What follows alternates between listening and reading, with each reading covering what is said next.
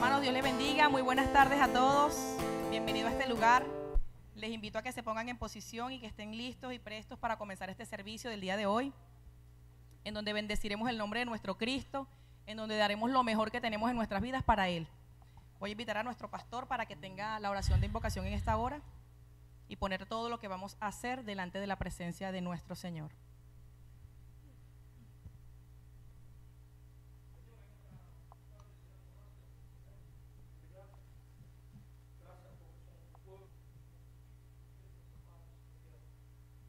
Estamos reunidos como remanente fiel en esta tarde con el propósito de darte toda la gloria y la honra que solo tú mereces, Señor.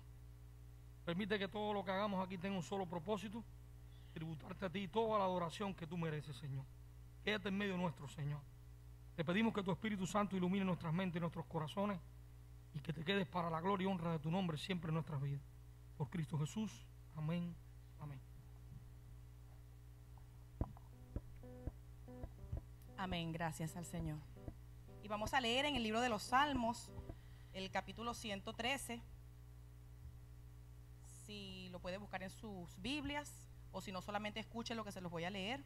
En el nombre del Padre, del Hijo y del Espíritu Santo, dice el Salmo 113. Alabad, siervos de Jehová, alabad el nombre de Jehová. Sea el nombre de Jehová bendito desde ahora y para siempre. Desde el nacimiento del sol hasta donde se pone, sea alabado el nombre de Jehová. Vamos a disponernos para alabar al Señor y vamos a cantar en este momento un hermoso himno titulado "Oh, yo quiero andar con Cristo". El coro que dice "Somos el pueblo de Dios". Vamos a decírselo en esta hora por medio de esta hermosa canción. Somos tu pueblo, Señor.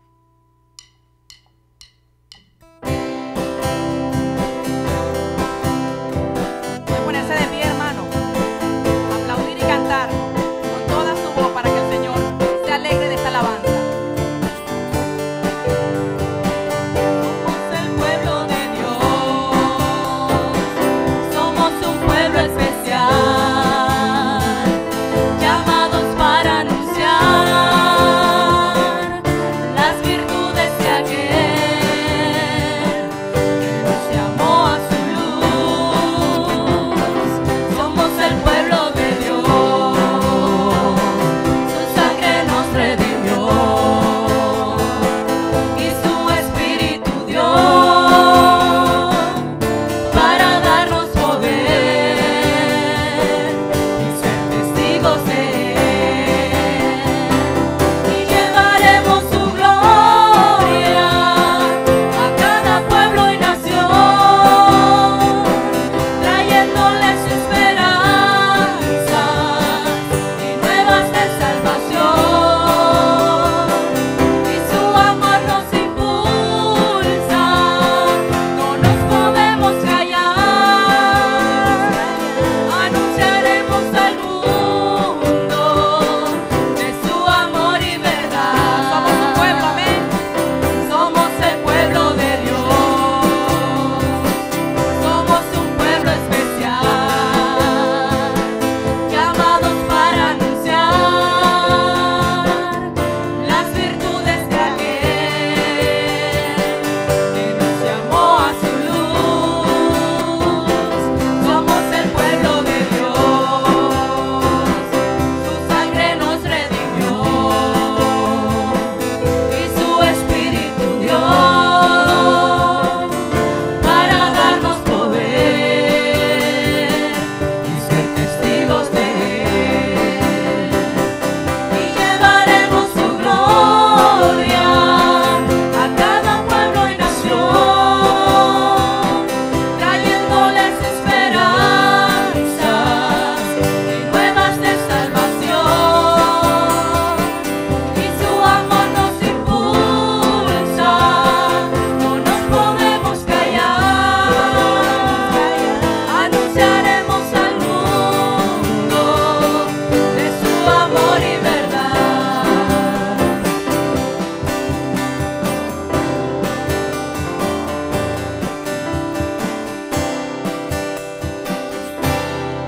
Gloria a tu nombre, Señor. Somos testigos de Él, amén.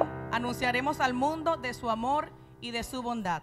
Que su palabra siempre sea la que salga de nuestra boca cuando le hablamos, que llevemos consuelo, que llevemos esperanza y que llevemos bendición a todas las vidas que lo necesitan. Amén. Le damos gracias al Señor porque cuando estamos desconsolados, cuando estamos desesperanzados, allí está Él siempre con los brazos abiertos para nosotros, para recibirnos, sea cual sea nuestra condición. Queremos darle la bienvenida a todos. Muchísimas gracias por estar en este lugar. Es un honor y es un placer que el Señor nos tenga aquí hoy reunidos para adorar y para glorificar su nombre. Le damos las gracias a Dios porque es una bendición y es un privilegio enorme poder estar acá adorándolo con todo nuestro corazón, con toda nuestra sinceridad, con toda nuestra humildad. Así que deseamos que el Señor reciba toda esta alabanza, toda esta adoración con olor fragante delante de su presencia. Quisiéramos en esta hora entonar un himno precioso que se titula Hoy yo quiero andar con Cristo, porque eso es lo que queremos hacer. Queremos andar con Cristo, queremos oír su tierna voz, queremos meditar siempre en su palabra y andar de Él en pos, para que nuestras vidas sean bendecidas. Amén. Entonces vamos a cantarle en esta hora, Hoy yo quiero andar con Cristo.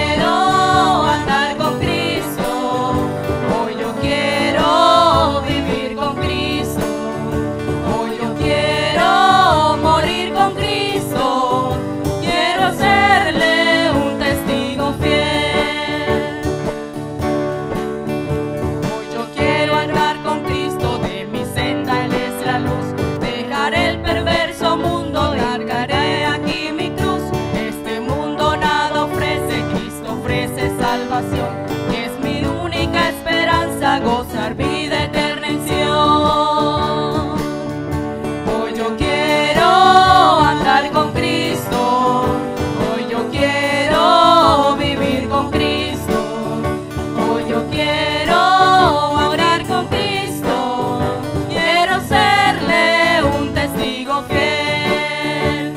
Hoy yo quiero andar con Cristo, hoy yo quiero vivir con Cristo, hoy yo quiero morir con Cristo, quiero serle un testigo fiel. Gloria al Señor. Gracias, Padre Santo, que nos permite ser sus testigos. Amén. Aquí y hasta los confines de la tierra. Somos carta leída al mundo, somos un libro abierto. Y por medio de nuestro testimonio podemos decirle a los demás, aún sin palabra, aún sin hablarles, que tenemos un Dios que es vivo, que es real, que es verdadero. Amén. Porque cuando Cristo llega a nuestras vidas, en nuestras vidas ocurre una transformación. Y esa transformación habla pues de lo que es el Señor y de su gloria. Quisiéramos en esta hora tener la lectura bíblica y ella se encuentra en el libro de Mateo, capítulo 20, los versículos del 20 al 29. Voy a invitar a la hermana Beatriz a este lugar para que tenga la lectura bíblica. Usted la puede buscar desde sus lugares en Mateo 20, los versos del 20 al 29.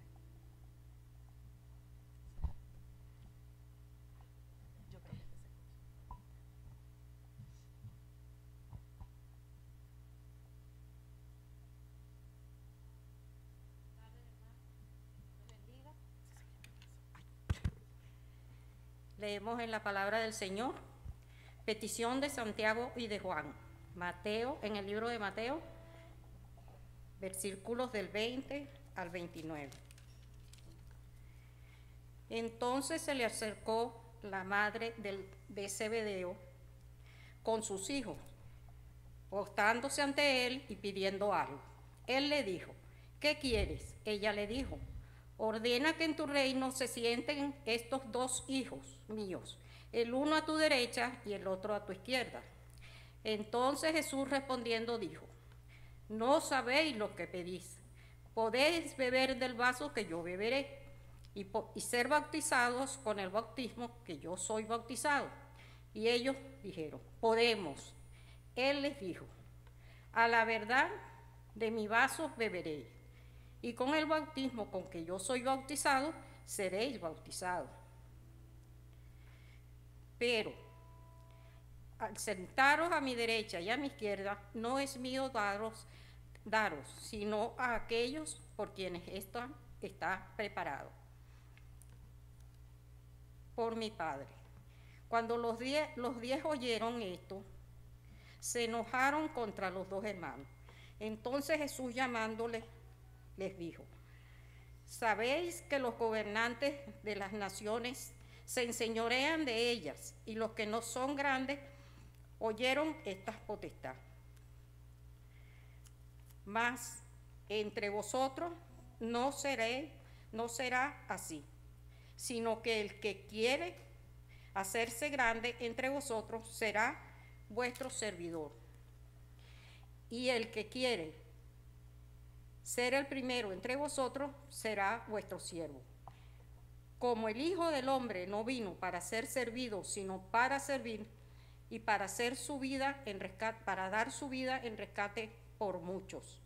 Al salir ellos de Jericó, les seguía una gran multitud. El Señor bendiga su palabra, hermanos.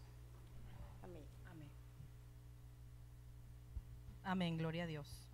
Permita al Señor que la palabra que llegue a nuestras vidas pueda hacerse real en nosotros, poder vivirla y no solamente ser oidores, sino hacedores de ella. Amén.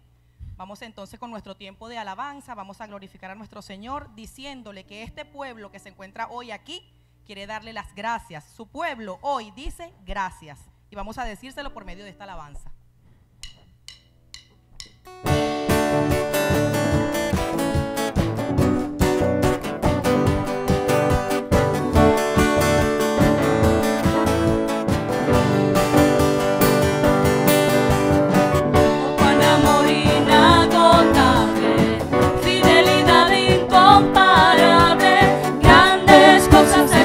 Dios por su pueblo. Ha sido lluvia a las naciones, cambiaste el lloro por canciones. Grandes cosas ha hecho Dios por su pueblo. Y toda la nación se levanta y delante de su trono proclama: que grande y bueno es Dios. Tu pueblo dice gracias, oh, tu pueblo dice gracias, porque grandes cosas ha hecho Dios por su pueblo. Tu pueblo dice gracias, oh, tu pueblo dice gracias, porque grandes cosas ha hecho Dios por su pueblo.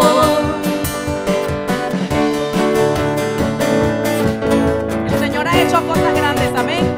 Las seguirá haciendo porque están en su palabra. Son promesas hermosas y el que la cree diga amén. Oh, cuán amor inagotable, fidelidad incomparable, grandes cosas ha hecho Dios por su pueblo. Ha sido lluvia a las naciones, cambiaste el lloro por canciones.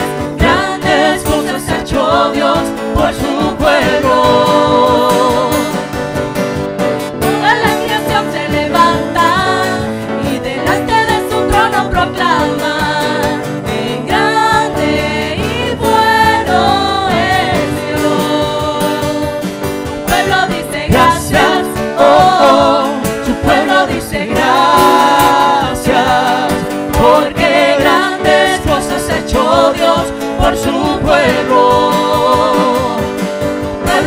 dice gracias, oh, su pueblo dice gracias, porque grandes cosas ha hecho Dios por su pueblo. Tu pueblo dice gracias, oh, tu pueblo dice gracias, porque grandes cosas ha hecho Dios por su pueblo. Tu pueblo dice gracias, oh, tu pueblo dice gracias, porque grandes cosas ha hecho Dios por su pueblo. Porque grandes cosas ha hecho Dios por su pueblo. Porque grandes cosas ha hecho Dios por su pueblo.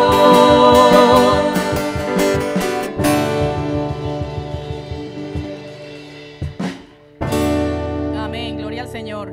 Y es una palabra tan hermosa, es tan amplia, de verdad que es solamente darle gracias al Señor con nuestras palabras, con nuestro corazón, con nuestra vida.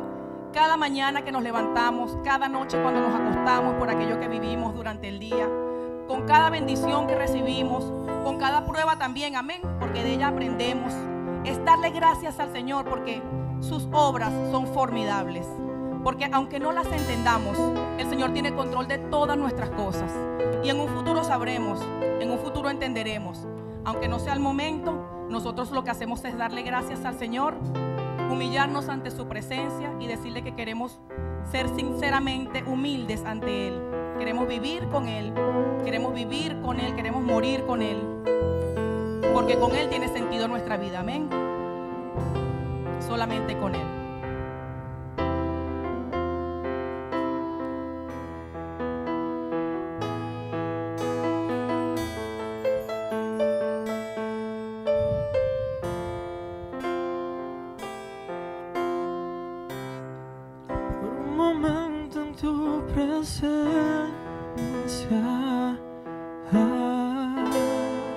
Por un instante de tu amor,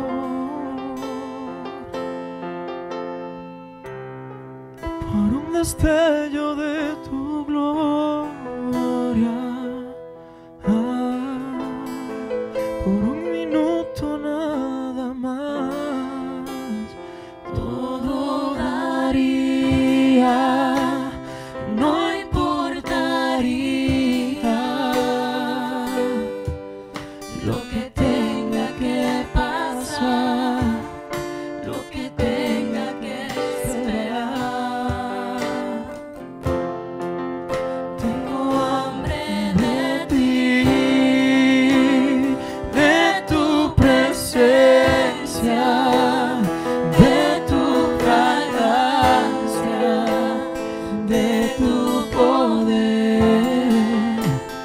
Hambre que duele, que debilita, que desespera. Por ti, tengo hambre de ti.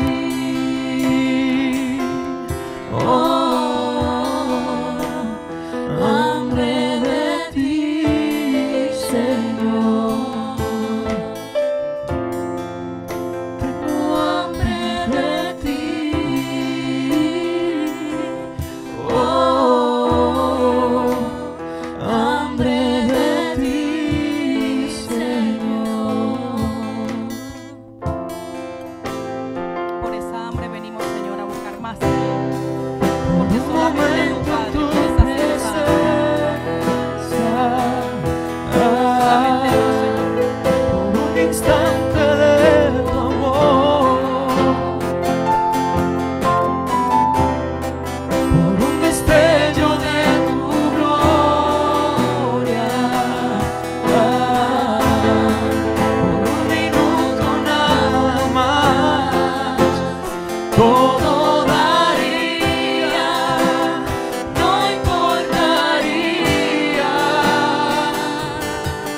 lo que tenga que pasar, lo que tenga que esperar. Tengo hambre de ti,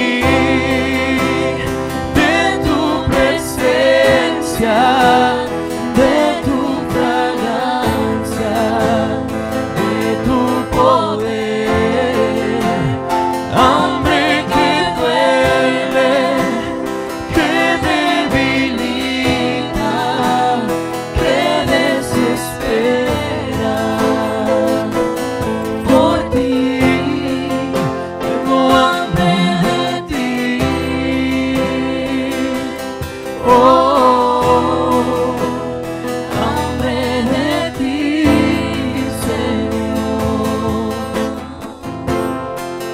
Tengo hambre de ti.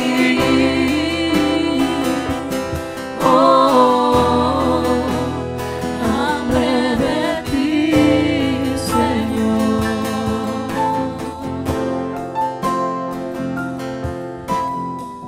Solamente tú, Padre, puedes saciar esa hambre que hay en nuestro espíritu, Señor. Porque tú nos creaste con la necesidad de adorarte.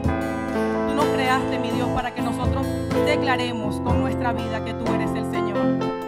Tú eres el Padre, tú eres el Rey, tú eres misericordioso, eres grande, Padre. Tenemos hambre de ti, Señor.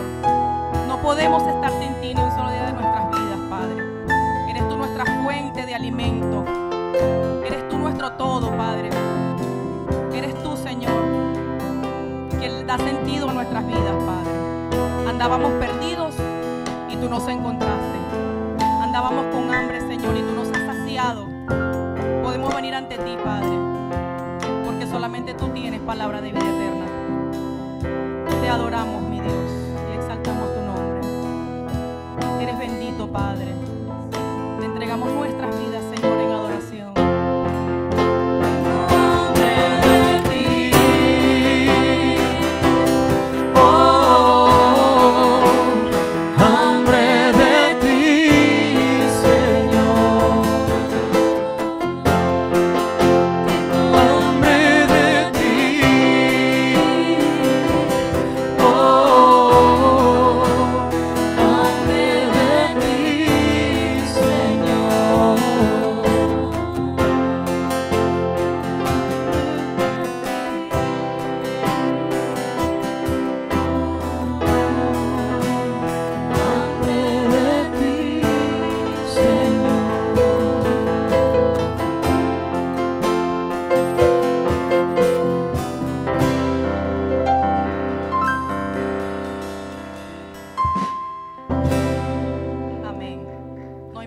Lo que tengamos que pasar, ¿verdad? Para estar en la presencia del Señor. Hermanos, y asimismo quisiera invitarles a que también con sus ofrendas y con sus diezmos adore al Señor en esta hora. Les invito a que pasen adelante y puedan ofrendar, puedan traer sus primicias, su agradecimiento, lo que usted trajo, para contribuir con la expansión de la iglesia, del cuerpo de la obra de Cristo aquí en esta tierra.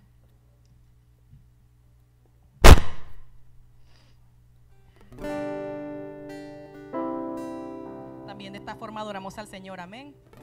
Dice el Señor que el que dé, que lo haga con alegría, que lo haga con gozo.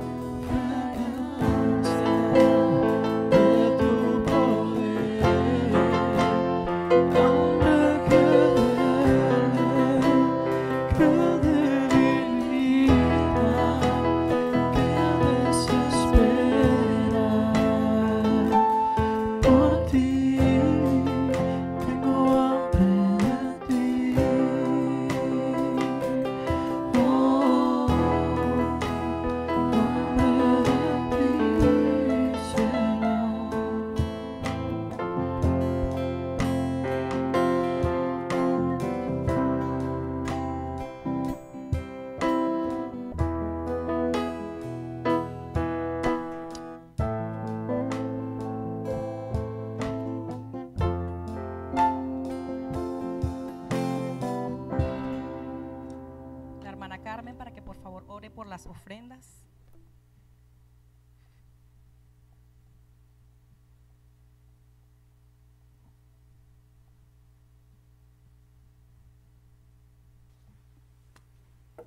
Buenas tardes, hermano. Demos gracias a Dios. Padre amado, Dios eterno, Señor y Dios nuestro Jesucristo, te damos gracias, Señor, por cada uno de los hermanos presentes y también por los que no pudieron asistir hoy, Señor. Gracias, Señor, por la ofrenda de estos hermanos. Bendícela, Señor. Permite, Señor, que la usemos sabiamente para la expansión de tu obra. Bendice ofrenda y diezmos que han traído, Señor, al altar. Gracias por cada uno de ellos, Señor. Bendice a tu iglesia. Ven, Señor Jesús. Amén.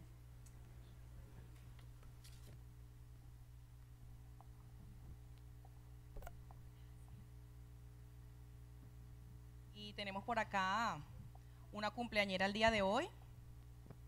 No vamos a decir su edad, pero bueno, está cumpliendo hoy.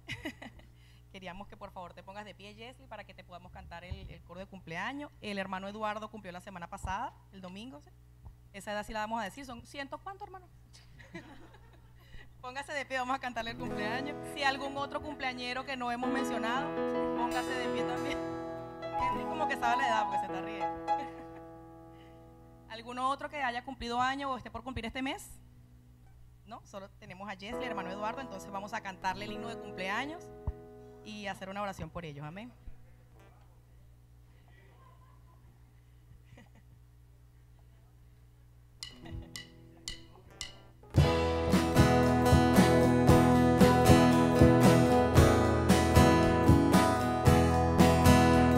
Feliz cumpleaños deseamos para ti, que Dios omnipotente te quiera bendecir. Feliz cumpleaños, que Dios en su bondad le dé muy larga vida, salud y felicidad. A Dios le damos gracias que con amor sin par, al fin de otro año hermoso te permitió llegar. Feliz cumpleaños, que Dios en su bondad le dé muy larga vida, salud y felicidad.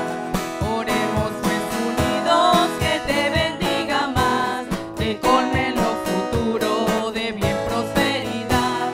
Feliz cumpleaños, que Dios en su bondad le dé muy larga vida, salud y felicidad. Amén. Vamos a orar, a darle gracias a Dios por la vida de estos dos hermanos, amén. Señor, te damos gracias en esta hora por la vida de mi hermana Jesly, que se encuentra de cumpleaños. Gracias por la vida de nuestro hermano Eduardo. Bendícelos aún más, Padre Santo. Permita que ellos tengan cada día el privilegio de servirte, porque esa es la vida para nosotros, servirte, Padre Santo. Gracias a Dios porque este nuevo año que ellos alcanzaron, esta nueva edad que ellos están cumpliendo, Padre Santo, lo tienen aquí en tus caminos, Padre, y es una gran bendición poder estar aquí, Señor. Permite, Padre Santo, que ellos puedan tener las cosas que necesitan. Ten cuidado de ellos, de sus familias, de sus trabajos, de su salud, de todos sus asuntos, Padre, todas las peticiones que hay en su corazón, que tú conoces, Señor. Te pido en esta hora que tú te encargues, de que tú los ayudes, de que tú los bendigas aún más y los llenes de tu Santo Espíritu, Señor. En el nombre de Jesús te damos gracias por ellos. Amén y amén. Bien, que Dios le bendiga a todos. Me gustaría que todos los hermanos que tienen Biblia, por favor, tengamos la amabilidad de abrirnos y buscar en el Evangelio de Mateo, capítulo 20, para tener la lectura de la palabra en esta tarde. Mateo, capítulo 20, versículo del 20 al 29.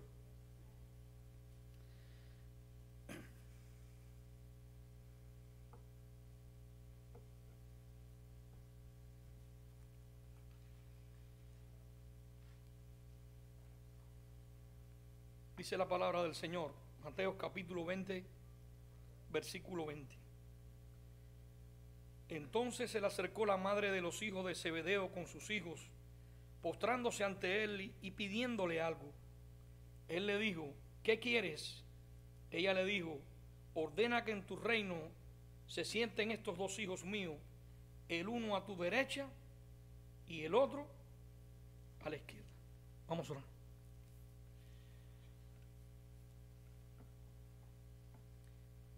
Altísimo Dios y Padre Celestial, que moras en los cielos y por fe en nuestros corazones, en esta tarde te damos toda la gloria y la honra que solo tú mereces, Padre. Tú eres digno de toda adoración y de toda alabanza. Gracias porque somos tus hijos, gracias porque somos tu pueblo, gracias porque formamos parte de la iglesia de Jesucristo. Y como remanente fiel, estamos aquí en esta tarde con el propósito de adorarte. Y ahora en este momento, Señor, queremos que sea tu Espíritu Santo el que abra nuestras mentes y nuestros corazones para atesorar lo que tú tienes preparado para nuestras vidas, Señor. Gracias por tu fidelidad y gracias porque tu palabra es una fuente inagotable, donde cada día, Señor, nos sirve como un marco de referencia para poder transitar en un mundo que cada día se sumerge en el vicio y en la corrupción. Ayúdanos cada día a entender toda esta hostilidad en la cual nosotros estamos viviendo, Señor, en medio de un mundo convulso, Te pedimos que sea tu Espíritu Santo el que nos dé la sabiduría de lo alto para poder caminar en medio de estos tiempos, pero sobre todas las cosas, bajo tu protección, bajo tu cuidado y bajo tu guianza, Señor.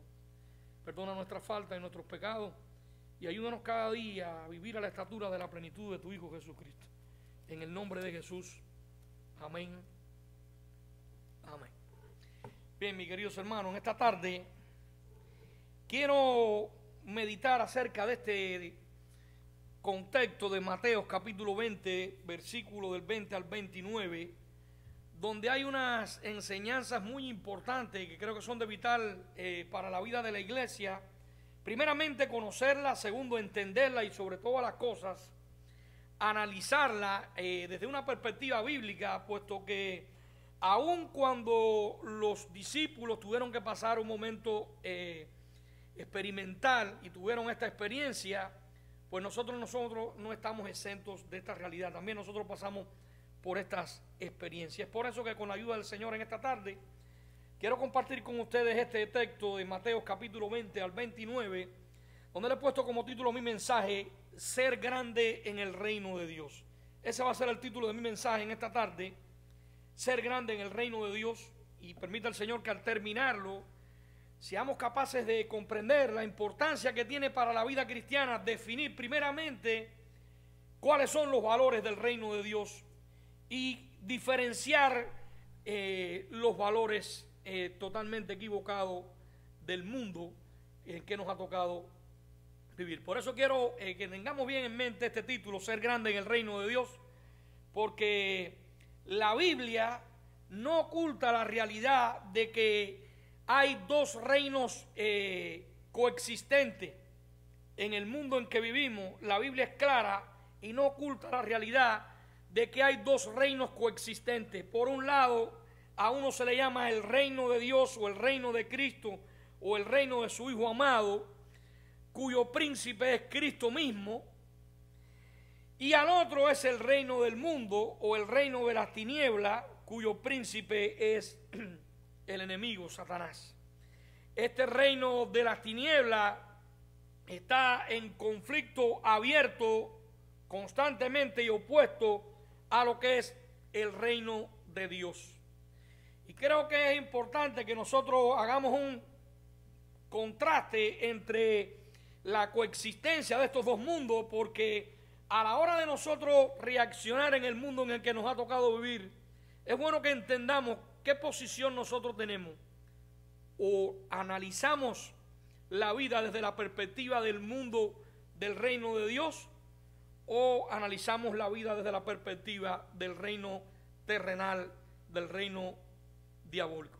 Creo que es importante que nosotros entendamos esta realidad, porque todos en la vida, cuando tenemos un problema, reaccionamos de distintas maneras. Ahora, solamente se pueden reaccionar de dos maneras, dice Pablo en Gálatas: o por el fruto del Espíritu o por las obras de la carne. Lo sabemos, ¿no? O sea, cuando yo tengo un problema, ¿cuál es mi tendencia? ¿Reacciono por el fruto del Espíritu o reacciono por las obras de la carne? Por ejemplo, si usted está haciendo algo en su casa, una cerca, martillando cualquier cosa, y usted se da un martillazo en un dedo, ¿usted reacciona por el fruto del Espíritu y dice gloria a Dios, aleluya? ¿O usted suelta un disparate muchas veces cuando se da qué cosa? El martillazo.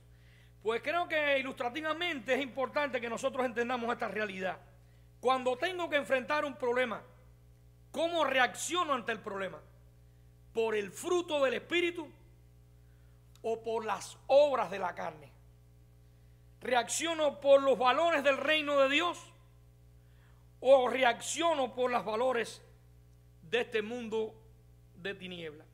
Creo que cuando el apóstol Pablo le escribe a la carta a las iglesias de los Colosenses, declara que Dios, el cual dice nos ha librado de la potestad de las tinieblas y nos ha trasladado al reino de su amado Hijo, en quien tenemos redención por su sangre y el perdón de pecado.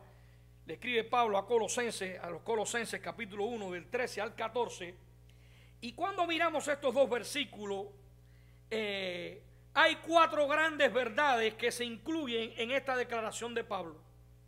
Fíjense bien, dice, nos ha librado de la potestad de las tinieblas. Segundo, nos ha trasladado ¿a qué? Al reino de su amado Hijo.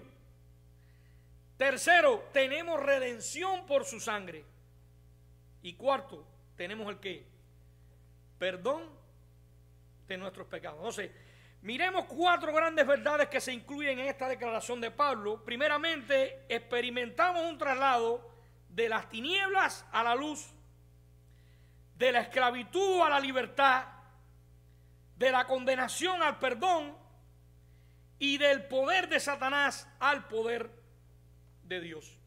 Y hoy quiero invitarte a que nos detengamos por unos minutos en la historia que relata Mateo y Marcos acerca de la grandeza de servir en el reino de Dios.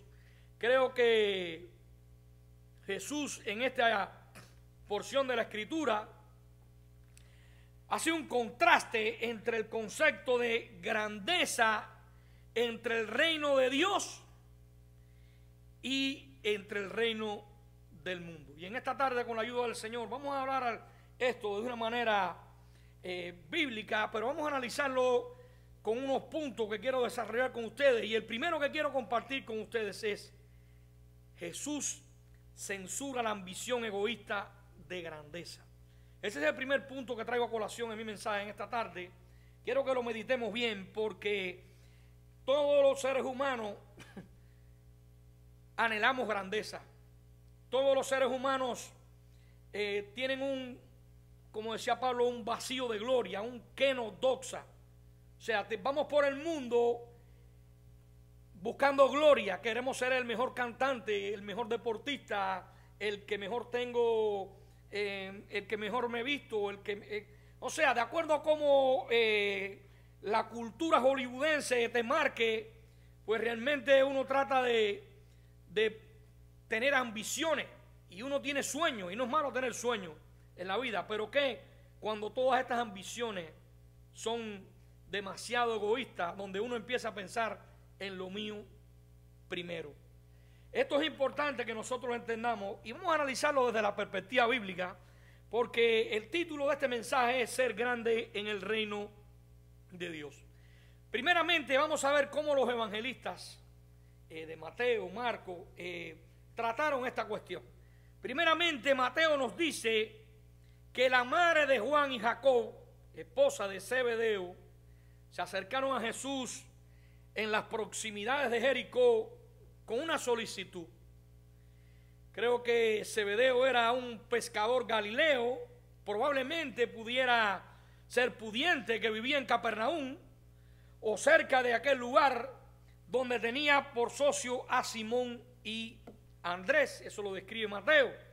Ahora, creo que en este mundo en que vivimos, una táctica histórica, por decirlo de esta manera, de las más comunes, es sacar ventaja de las influencias de familiares, de amigos, para beneficiarse uno mismo. Y es lo que se evidencia en esta historia. Uno le llama socialismo y otros le llaman el nepotismo. O sea, dos cosas que tanto daño han hecho a todos los países, a todos los sistemas y a todos los gobiernos: el socialismo y el nepotismo. Entonces, es importante que nosotros miremos esto desde una perspectiva bíblica. ¿Por qué? Porque el nepotismo no encaja ni funciona en el reino de Dios, porque es Dios quien llama, es Dios quien comisiona, es Dios quien capacita a los que Él quiere emplear en su reino. Ahora miremos cómo Marcos en su evangelio dice que fueron los dos hermanos, Juan y Jacobo, quienes hicieron esta petición a Jesús sin mencionar a la madre. Marcos 10, del 35 al 45.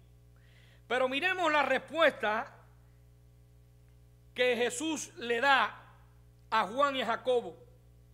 Y creo que lo que hace obvio que tanto Jacobo como Juan y la madre se acercaron los tres es que los tres vinieron con un propósito, un plan común que habían analizado entre ellos de antemano, y es probable que la madre hablara primero y que luego Jacob y Juan hablaran por sí mismos.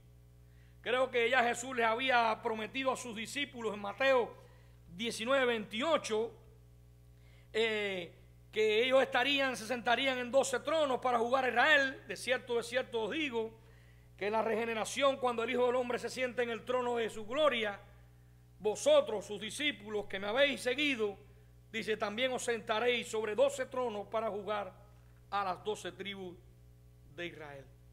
Siempre será una verdad incuestionable que el que comparte la campaña de Cristo o el reino de Dios va a compartir el triunfo de Cristo, por decirlo de esta manera. Y el que lleva la cruz, un día también llevará la corona. El Señor no dejará en vergüenza, sin recompensa, a los que sirven al reino de Dios con fidelidad. Pero aquí tenemos a Juan y a Jacob, no contentos con esta honrosa promesa de Jesús. Ellos querían además lugares posicionales, lugares de preferencia por encima del resto de los discípulos, y parece ser que no pensaron en ninguno de los otros 10 que también, según la historia, habían dejado todo por seguir a Jesús. Ahora, cuando vamos a Mateo capítulo 20, versículo 21, ellos confundieron las realidades terrenales con las realidades celestiales. De ahí la petición: ordena que en tu reino se sienten estos dos hijos míos, el uno a tu derecha y el otro a tu izquierda.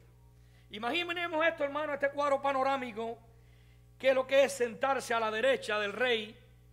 O sea, sentarse a la derecha del rey era el primer lugar de honor, de poder y de privilegio que tenía una persona.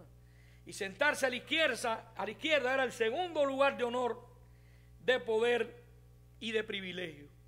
Y esta petición revela que estos dos hermanos eran un poco ambiciosos. ¿No es así? Hermano, es que siempre podemos encontrarnos con personas que, así como Juan y Jacob, ellos querían privilegio, siempre podemos encontrarnos con personas que quieren privilegios sin deberes, bendiciones sin compromisos, honra sin sacrificio, y el reino de Dios no hay gloria sin historia. O sea que muchas veces nosotros vemos la gloria, pero hay que pasar también a recordar la historia.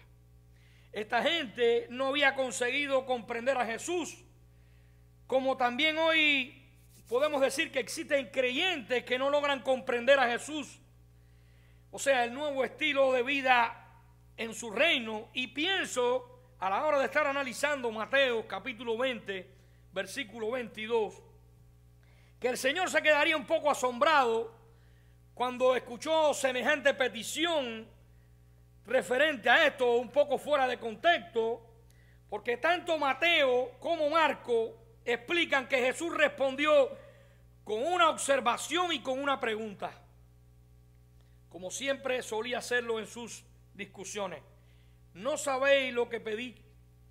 Dice, ¿podéis beber del vaso que yo de beber y poder ser bautizados con el mismo bautismo con el que yo he sido bautizado? ¿Y qué le dijeron ellos? Podemos. Entonces queda claro con esta respuesta que, según esta pregunta de Jesús, que para poder compartir el reino glorioso de Cristo sería necesario sufrir y morir, tal y como Él iba a sufrir y Él iba a morir. Ahora, si miramos el vaso, simboliza el sufrimiento, según Marcos capítulo 14, versículo 36, y el bautismo significa la muerte, según Romanos capítulo 6, versículo del 3 al 4. Ahora, analicemos un poquito esto a cabalidad. Recordemos que Jesús fue llamado no solo a sufrir, sino también a morir. Y nunca olvidemos que la Biblia dice que los que desean ser glorificados en su reino deben primero sufrir con Él. Y como somos hijos, también somos herederos. De hecho, somos herederos junto con Cristo de la gloria de Dios. Pero si vamos a participar de su gloria, también debemos participar de su sufrimiento. Describe Pablo aquí ahora en Romanos capítulo 8, versículo 17. Quiero que miremos bien los versículos porque estamos tratando de llevar el cuadro de una perspectiva bíblica. Miremos y analicemos Mateo capítulo 20, versículo 22. La rápida respuesta de Jacob y Juan. Sí podemos. Para mí, cuando yo veo esta respuesta, puedo ver que muestra que ellos no captaron el alcance de su petición ni la respuesta que les dio Jesús. Ellos la entendieron.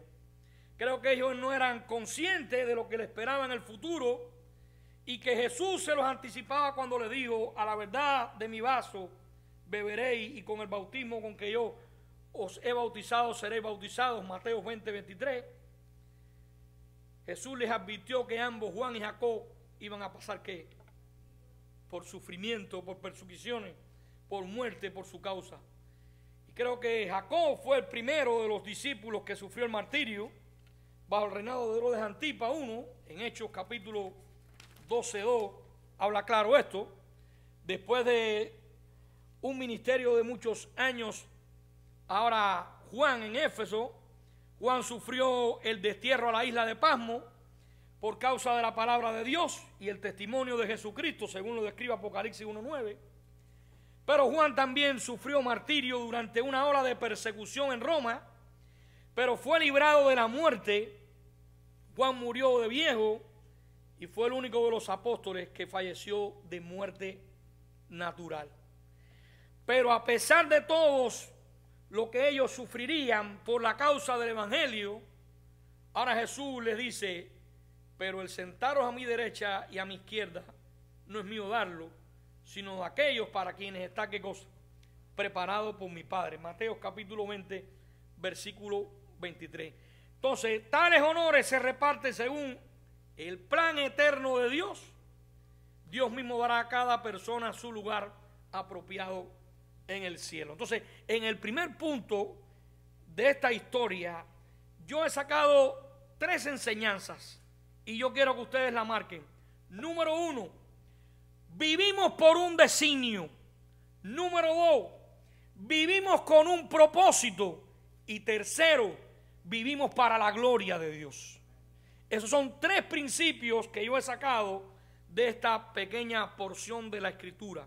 Número 1, vivimos por un designio. Número 2, vivimos con un propósito. Somos parte de un diseño, de un plan.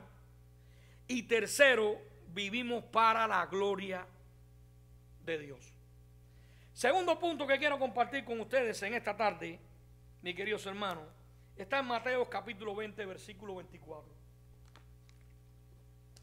Y aquí Jesús explica la grandeza en el reino. Creo que tanto Mateo como Marcos cuentan que los otros 10 discípulos se indignaron con Juan y Jacob por esa actitud egoísta, pidiendo un lugar mejor que el suyo en el reino de Cristo. Pero analicemos el cuadro panorámico y no pensemos que la actitud de los 10 discípulos era mejor que la de Juan y Jacob. Porque cuando vamos a Mateo 18:1, ellos también deseaban esas posiciones que habían pedido Jacobo y Juan. Y es que muchas veces resulta fácil condenar a otro lo que se desea justificar en uno mismo. Así que Jesús, conociendo la actitud de ellos, aprovecha el momento para enseñar un concepto nuevo acerca de lo que es el reino de Dios. Pregunto en esta tarde, ¿en qué consiste la grandeza del reino de Dios que tanto anhelaban estos 12 discípulos? Creo que si miramos la Escritura podemos ver que los discípulos consideraban el reino de los cielos desde la óptica de los reinos de las naciones. No estaban entendiendo la óptica vertical del reino de Dios, sino que estaban comparando la óptica del reino de Dios con el esplendor y la gloria de los reinos de las naciones. Y de ahí que Jesús le explique que en el reino del mundo es natural que haya rivalidad, que haya frustración, que haya intriga, que haya contienda, que haya celos, que haya engaños para alcanzar posiciones de autoridad, para alcanzar honor y para alcanzar privilegio. En otras palabras, en este reino se sube por la piscina de las cabezas. Pisoteando a los demás, voy logrando ¿qué cosa? Subir peldaños. Estos son los valores del reino terrenal y mundano. Y una vez que logran esos puestos de autoridad y poder, los ejercen muchas veces de forma abusiva y menosprecian a los demás. Como dijera Mateo 20:25, sabéis que los gobernantes de las naciones se enseñorean de ellas y los que son grandes ejercen sobre ellas toda potestad. Pero dice Jesús, en cambio, en el reino de Dios, las cosas serán ¿qué cosa? No operan así, serían diferentes. Aunque Jesús no reprende el anhelo de desear ser grande en el reino de Dios, para mí sí define la grandeza en términos de servicio humilde. Miremos la forma en cómo Jesús contrasta entre el reino del mundo con el reino de Dios. Miremos Mateo 20, 26 al 27. Mas entre vosotros no será así, sino que el que quiera hacerse grande entre vosotros será que vuestro servidor. Y el que quiera ser el primero entre vosotros será vuestro siervo. Hermano, en otras palabras, lo que está describiendo Jesús es que la grandeza en el reino de Dios se alcanza desde la condición de ser un doulo, un esclavo, un siervo. O sea, que se entrega en servir a los demás y que atiende a las mesas, diácono, o sea, uno que sirve, un servidor. Ser verdaderamente grande en el reino de Dios significa amar a otros y servirlos por amor. Es el principio que le está tratando de decir el Señor Jesús en esta porción a los discípulos. Estar dispuesto a dar cuando otros deseen quitar. Amar cuando otros odien. Ayudar cuando otros abusan. El hacerlo un día recibiremos todo, mientras los otros terminarán sin nada. Es importante que nosotros entendamos esta realidad, como lo dijera Pablo en Romanos 1:1. El apóstol Pablo se presentaba como siervo, como esclavo de Jesucristo. Ahora, si miramos bien esta porción, esto tiene una implicación muy grande. ¿Por qué? Porque para un ciudadano romano, y Pablo era romano, optar por ser esclavo era algo inimaginable. Sin embargo, Pablo escogió ser completamente dependiente y obediente a su Señor amado. Y no le importó su posición social o sus privilegios de ser ciudadano de Roma, sino que él renuncia a todo esto por ser siervo del Señor. Creo que cuando estamos resueltos a obedecer a Cristo y servir a su reino, sentiremos, como dice la Biblia, el gozo de ser siervos útiles, dispuestos a realizar labor que en verdad son significativos e importantes para el reino de Dios. Creo que Cristo se puso como ejemplo supremo de lo que significa ser grande cuando les dijo a sus discípulos en Mateo 20:28, como el Hijo del Hombre no vino para ser servido, sino para servir y dar su vida en rescate por muchos. Esta es la primera vez que Jesús se describe su muerte como rescate por muchos. Y rescate habla de la liberación de un esclavo que antiguamente se lograba por el pago de un precio fijado. Lo que estamos tratando de decir es que Jesús murió para lograr la liberación del hombre pecador de su esclavitud y condenación. Jesús murió en lugar del pecador que merecía esa pena como sustitución, como una obra expiatoria, vicaria, sustitutiva. Y Jesús demostró la verdadera grandeza del reino de Dios, número uno, en su encarnación, como lo explica Pablo en su carta a Filipenses, capítulo 2, versículos 5 al 11. Y cuando lavó los pies de sus discípulos, según nos relata Juan en el Evangelio, capítulo 13, versículo 1. Y cuando murió injustamente en la cruz del Calvario por nuestros pecados, como lo describe Lucas, capítulo 23, versículo 26 al 50. Pudiéramos resumir entonces que Jesús no vino para ser servido, sino para servir. No vino para ocupar un trono, sino una cruz. Entonces, un desafío es imitar su ejemplo todos los que amamos al Señor y creemos en el reino de Dios. Alguien dijo, en el cielo no va a haber nadie llevando una corona que no haya cargado con una cruz aquí abajo. En otras palabras, todos estamos llamados a padecer, a sufrir, pero sobre todas las cosas tenemos una perspectiva diferente con el reino de Dios. Si miramos la perspectiva del reino de este mundo, pues sabemos que esto es transitorio, pasajero y va a terminar y concluir un día. Pero si miramos la perspectiva del reino de Dios, sabemos que por muchas que sean las aflicciones y los problemas, no serán nunca comparados con la gloria venidera. Creo que hoy es importante que nosotros entendamos que por no discernir cómo se vive en el reino de Dios y cómo se vive el reino de las tinieblas, cómo en el reino de Dios se reacciona por el fruto del Espíritu y en el reino de las tinieblas por las obras de la carne, pues hemos tergiversado los valores del reino a tal extremo que estamos viviendo de una fachada, de una máscara. Hoy se promueve el ego bajo el disfraz de desarrollo espiritual y personal. Creo que el culto al egoísmo se ha abierto paso en la fila del cristianismo evangélico.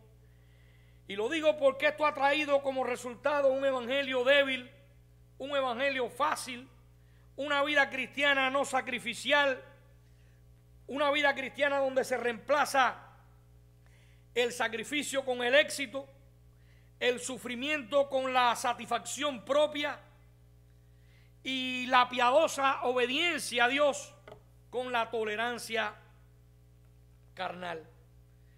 Pero hoy estamos aquí, mis queridos hermanos, para recordar que Dios nos rescató del reino de este mundo y nos trajo al reino de su amado Hijo, para que recordemos que seamos fieles testigos del poder transformador del Evangelio de Cristo, para que anunciemos las virtudes de aquel que nos llamó un día de las tinieblas a su luz admirable, como dice Primera de Pedro capítulo 2 versículo 9, y para que seamos siervos fieles en el reino de Dios, que tiene con mayor grandeza servirle por amor. La pregunta es, ¿dónde están nuestros valores? ¿En el reino de Dios o en el reino de este mundo? La pregunta es, ¿cómo reaccionamos? ¿Por el fruto del Espíritu o por las obras de la carne?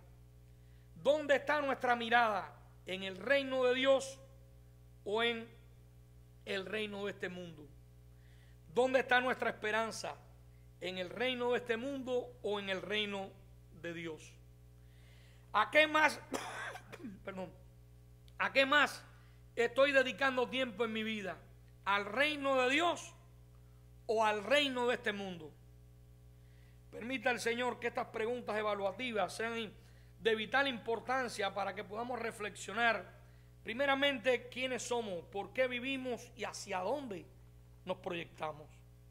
Que el Señor nos mantenga primeramente mansos y humildes, que nos mantengamos siempre como siervos de Cristo, que entendamos la importancia de servir por amor en el lugar donde Dios nos asigne o nos ponga, que entendamos que aún los discípulos tenían sus imperfecciones y que cambiaron la perspectiva bíblica por la perspectiva terrenal del mundo terrenal, se equivocaron, pero que todo está puesto como una enseñanza para que entendamos que nosotros podemos quitar la mirada de la cruz y poner otros valores y otros sustitutos, pero que en realidad son pasajeros, transitorios y que terminarán aquí en este mundo. Permite que nosotros entendamos esta realidad, que rechacemos toda ambición egoísta, que dejemos ya de estar pensando un poco en la autosuficiencia, en el protagonismo, en el culto a la personalidad, y que pensemos que no se trata de mí, se trata de quién, de Él. Que tengamos la esperanza bienaventurada que Dios nos ha dejado a todo aquel que en Él crea, y que sobre todas las cosas entendamos, no es mi gloria, es su gloria. Número 2, que entendamos que yo no vivo para mi propia gloria, yo vivo para darle toda la gloria a Dios. Número 3, que vivo por un designio de Dios. Número 4, vivo con un propósito de Dios. Y número 5, yo vivo para la gloria de Dios. Entonces no es mi gloria, no vengo en este mundo tratando de crearme un mundo, una fantasía global. Estamos viviendo con ambiciones y sueños, pero pensando en ¿qué? En nuestra propia gloria. Pero de esta manera muchas veces estamos perdiendo la óptica de quiénes somos, por qué vivimos y hacia dónde vamos. ¿Quién tú eres? Tú eres el Hijo amado de Dios. ¿Por qué tú vives? Yo vivo para darle la gloria a Dios. Y vivo con un propósito, con un mandato, con un plan, con un designio. Soy parte de un evento. Y es importante que nosotros entendamos esta realidad, porque si quitamos la mirada de la cruz, lo que queda es una mirada horizontal. Y si quitamos la mirada vertical de la vida, todo lo terrenal es pasajero y transitorio. Si lo hacemos de esta manera, nos va a pasar lo que le pasó a estos discípulos, que dejaron lo extraordinario por lo ordinario. Y creo que nosotros entendamos esta realidad cuando creemos que somos los siervos amados de Dios, cuando creemos que estamos de tránsito por este mundo, que nuestra ciudadanía está en los cielos, que somos extranjeros y peregrinos, que estamos de paso por este mundo. Cuando nosotros miramos la perspectiva bíblica de que los valores del reino están por encima de los valores terrenales y del mundo, nos daremos cuenta que fuimos creados con un propósito, que Dios tiene el control de nuestras vidas y que todo lo que Dios nos dé y nos haga, que sea para la gloria y honra de Dios. Todo lo que tengo lo voy a usar para la gloria y la honra de Dios. ¿Por qué? Porque estoy aquí con un plan, con un designio, con un propósito y para darle toda la gloria a Él. Y que recordemos, aún los discípulos se equivocaron y nosotros también nos equivocamos. Pero gracias a Dios que hubo uno que pagó, que fue el sustituto, que anuló el acta que habían en contra nuestra en la cruz y que ahora justificados pues por la fe en Él, nosotros tenemos paz para con Dios por medio de nuestro Señor que es Jesucristo. Permita al Señor que nosotros siempre entendamos esta realidad. El Evangelio es una buena noticia porque se trata de lo que Dios hizo y no se trata de lo que yo hago. El Evangelio es una buena noticia porque sobre todas las cosas revela a una persona, Jesús. Es más noticias que instrucciones, es más gracia que ley y es una ayuda total para una necesidad total. Permita el Señor que nosotros podamos sacar algunas enseñanzas de aquí de esta porción de la Escritura y que recordemos nuestras prioridades y nuestros valores no son terrenales, no son mundanos, son celestiales.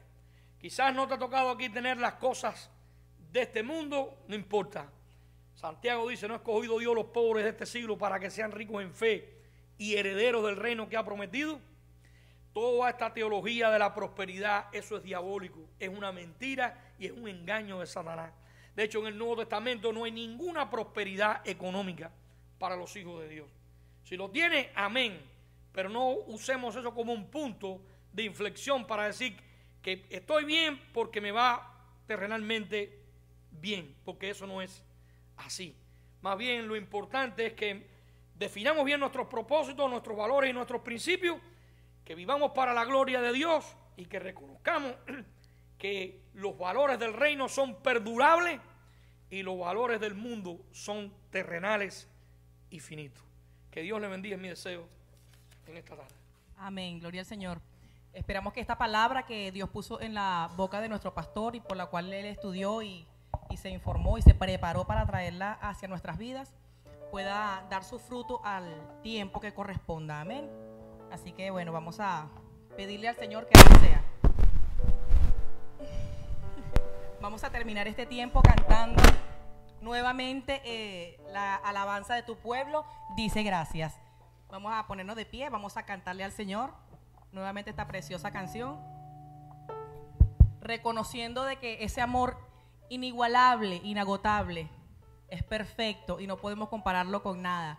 Nada tan perfecto, nada tan hermoso como el amor del Señor. Amén. Vamos a exaltarlo, vamos a bendecirlo y vamos a decirle gracias una vez más.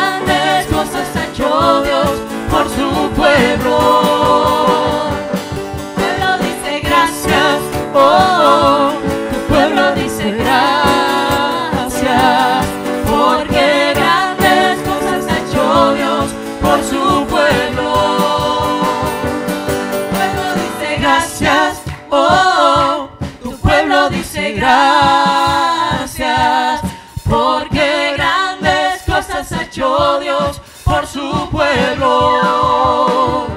Tu pueblo dice gracias.